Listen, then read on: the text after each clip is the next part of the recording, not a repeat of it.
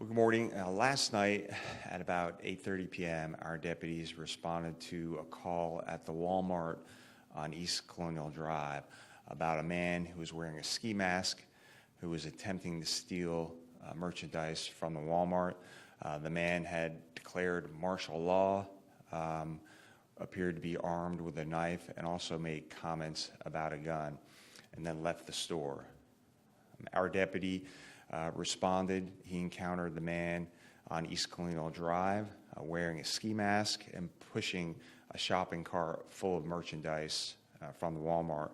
The deputy gave the man numerous commands to stop.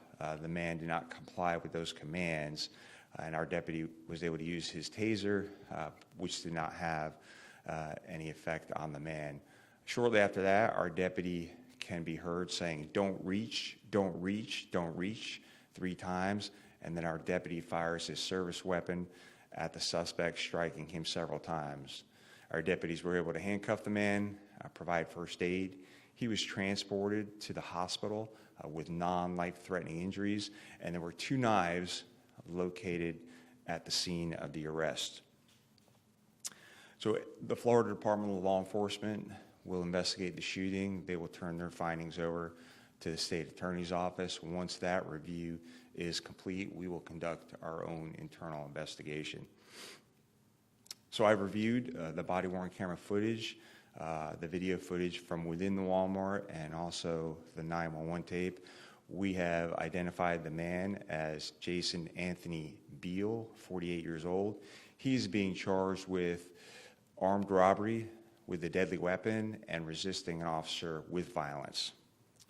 So Beal also has an extensive criminal history throughout multiple counties in the state of Florida. Most recently, he was arrested by the Orlando Police Department for aggravated battery with a deadly weapon in a stabbing in that jurisdiction. He was released from the jail after 33 days on his own recognizance. So happy to take any questions. Yeah, he basically said, "I'm declaring martial law and taking this stuff." When you say deputies were heard saying don't reach, did the body camera video not show, was it not clear, could you see him reaching for a weapon? So yeah, you can't see that in the body-worn camera footage, but clearly the deputy is saying don't reach, don't reach, don't reach, and then fires his service weapon. Yeah, that's all part of the investigation, but when a deputy sheriff is pointing a firearm at you and saying, "Don't reach, don't reach, don't reach," you better comply with those commands. And the knives, I know you guys said they were found at the scene, but were they not found on his body, and you would believe that he had the knives? So those are all part of the investigation. After the arrest, there were 2 knives found at the scene. The loss prevention officer also saw what he believed to be a knife on the suspect when he was inside the store. So he was able to make it outside of this Walmart. Did he hurt anyone or try to hurt anybody inside the Walmart?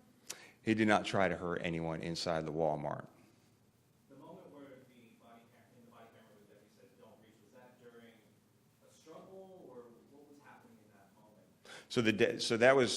So the deputy encounters the man pushing the shopping cart, and he gives him several commands to stop. The man keeps walking with the shopping cart and does not stop. It's at that point the deputy uses his taser on the suspect, which doesn't have the desired effect. Right after that, he's still probably, 10 or 15 feet away from the suspect. He says, "Don't reach, don't reach, don't reach," and then you could see the deputy fire his service weapon at the suspect. Is the deputy involved a veteran of the department? Do you know how long they work for you? We'll get you all that. And is Beal facing charges right now, and is he in the jail, still in the hospital? Yeah, so he's still at the hospital. So the charges from last night are armed robbery with a deadly weapon and resisting an officer with violence. Last question. I know that you mentioned the taser did not have the desired effect. Was the desired effect to get him on the ground? Yeah, so anytime, we're using a tasers to get someone who is actively resisting us, that's either walking away, not complying with the instructions of law enforcement. Did he live near there? I'm not sure where he lives.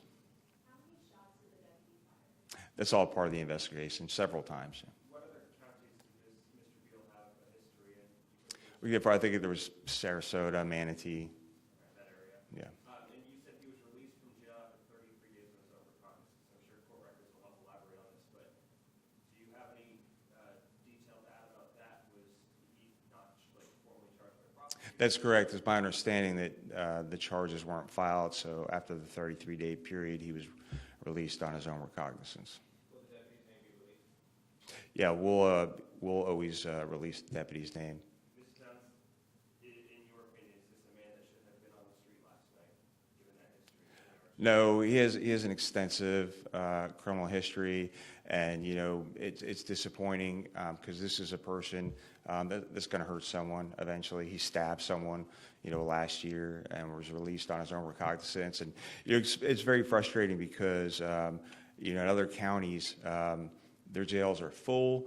They're so full they have people sleeping on the floor, according to these sheriffs that I talked about. So I don't know why we're releasing people with violent criminal histories out on the streets.